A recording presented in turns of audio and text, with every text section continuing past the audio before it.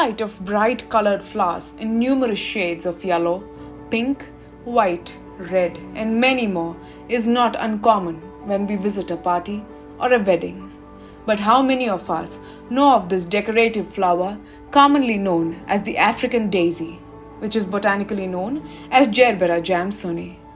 The Gerbera daisies are native to South Africa and belong to the same family of flowers as that of the sunflower, hence the somewhat similar appearance. And as we know, flowers carry a certain symbolism, and Gerbera is considered a symbol for innocence, purity, cheerfulness, and loyal love. This flower crop is widely cultivated in India in the states of Karnataka, Maharashtra, Tamil Nadu, West Bengal, Himachal Pradesh, Jammu and Kashmir, and Gujarat. And a notable quality of this crop is that it can be cultivated all across the country under greenhouse conditions.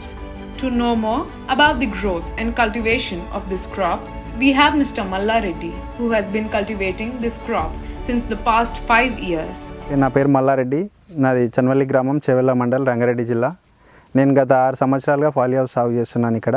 First polyhouse సాగు చేసే ముందు నేను ఎర్రమట్టి బయట నుంచి తీసుకొచ్చి దాంట్లో పేడ, గోబర్, మన ఆవు పేడ కానీ బర్రె పేడ కానీ మిక్స్ చేసి దాంట్లో వరిపెట్టు మిక్స్ చేసి బెడ్ ప్రిపరేషన్ చేసేసుకొని ప్లాంటేషన్ చేశాము. అది మన మొక్కలు, ఈ జర్బరా మొక్కలు అనేది పూణే నుంచి ప్లాంటేషన్ తీసుకొచ్చి ఇక్కడ వేసాము.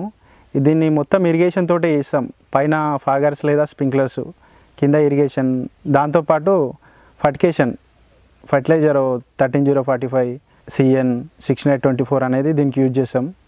ఆల్టర్నేట్ డేస్ యూజ్ చేస్తాం. డైలీ రెగ్యులర్గా 4000 లీటర్స్ ఫర్ హాఫ్ ఎకర్కి దీనికి వాటర్ ఇవ్వడం జరుగుతుంది.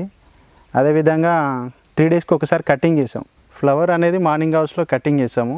కటింగ్ చేసి దాన్ని కవర్స్లో ప్యాకింగ్ చేసేసి బాక్స్లో ప్యాకింగ్ చేసి మార్కెటింగ్ చేస్తాం. ఇట్లా బంచెస్ తీసుకొని కట్ చేసేసి దీన్ని ఇలాగే తీసుకొని వాటర్లో ఒక 1 అవర్ పెట్టేసి మనం మార్కెటింగ్ చేస్తాం. తర్వాత వీటిని మొత్తం బాక్స్లో ప్యాక్ చేసేసి మార్కెటింగ్ చేయాల్సి వస్తుంది. మొత్తం హైదరాబాద్, విజయవాడ, రాజమండ్రి, ఢిల్లీ, ఈ చుట్టుపక్కల ఏరియాలు మొత్తం వరంగల్, కరీంనగర్ చుట్టుపక్కల డిస్ట్రిక్ట్లకు పార్సల్ చేస్తాం. ఈ మార్కెటింగ్ అనేది అన్ సీజన్లో మనకు ఏముండదు. మ్యారేజెస్ ఉన్న టైంలో మంచి రేటు వలుకుతుంది, మిగతా టైంలో నార్మల్గా నడుస్తుంది. These flowers are very popular for their decorative purpose, as they can last for long periods of time without losing their freshness. And this crop can be cultivated during any time of the year, but many growers plant it in the months of January to March or June to July, considering it the best time. దీంట్లో మనము రెగ్యులర్గా day by day fertiliser ఇవ్వాలి, plus మందులు spray చేయాలి day by day compulsory. Monthly 15 days అయినా కనీసం spray చేయాల్సి వస్తుంది. అండ్ కింద ఖరాబ్ అయిన లీవ్స్ తీయడం కానీ, గడ్డి తీయడం కానీ, అండ్ ఫూల్ కట్టింగ్ చేయడము, కవరు, మొత్తం టోటల్ కాస్ట్ వచ్చేసి ఎకరాకు మంత్లీకి ఒక 60,000 వరకు ఖర్చు వస్తుంది.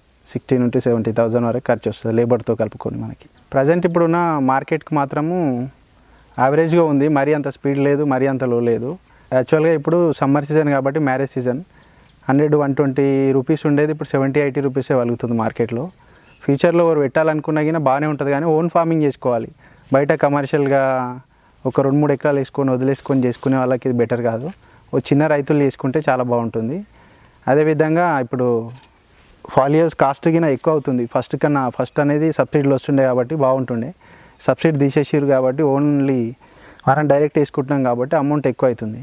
ప్లస్ జర్బరానే కాకుండా మిగతా ఏ పంటలు వేసినా పాలీహౌస్లో కన్నా బయట కన్నా చాలా బాగా పండుతాయి. ఇందులో డిసీజ్ తక్కువ ఉంటుంది, ప్లస్ వాటర్ తక్కువ ఉన్నా కానీ క్రాప్ బాగా వస్తుంది ఇందులో.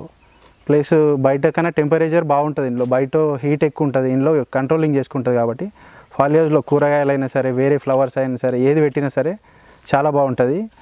ప్లస్ వాటర్ చాలా తక్కువ ఇందులో. ఫస్ట్ పాలీహౌస్ స్టార్ట్ చేసినప్పుడు 2006లో ఒక హాఫ్ ఎకర్ వేసినాము. హాఫ్ ఎకర్ వేసినప్పుడు మనకు సబ్సిడీ వచ్చింది 75%. అది దాని ఎక్స్పెండిచర్ అప్పుడు 26 lakhs అయింది. దాంట్లో 75% సబ్సిడీ ఇచ్చారు. అది అప్పుడు ఉన్నప్పుడు సబ్సిడీ ఇచ్చినందుకు చాలా బాగుండేది. దానికి మన మెయింటెనెన్స్కి కవర్ అయ్యి వెళ్ళిపోయింది. తర్వాత మళ్ళీ 2019లో మళ్ళీ ఇంకొక హాఫ్ ఎకర్ వేసినాను. అప్పుడు సబ్సిడీ మొత్తం తీసేసారు, డైరెక్ట్ ఓన్గా క్యాష్ పెట్టేసినాను. హాఫ్ ఎకర్కి వచ్చేసి 22 lakhs అయింది అప్పుడు. కాకపోతే పాత స్ట్రక్చర్ తీసుకురావడం వల్ల అమౌంట్ తగ్గింది, లేదంటే 30 lakhs వరకు అయ్యేది. ఈ ప్రజెంట్ ఉన్న మార్కెట్కి అనేది సబ్సిడీ ఉంటే బాగుంటుంది, లేదంటే ఓన్గా పెట్టి వేస్తే కొంచెం ఇబ్బంది పడాల్సి వస్తుందని చెప్తున్నా.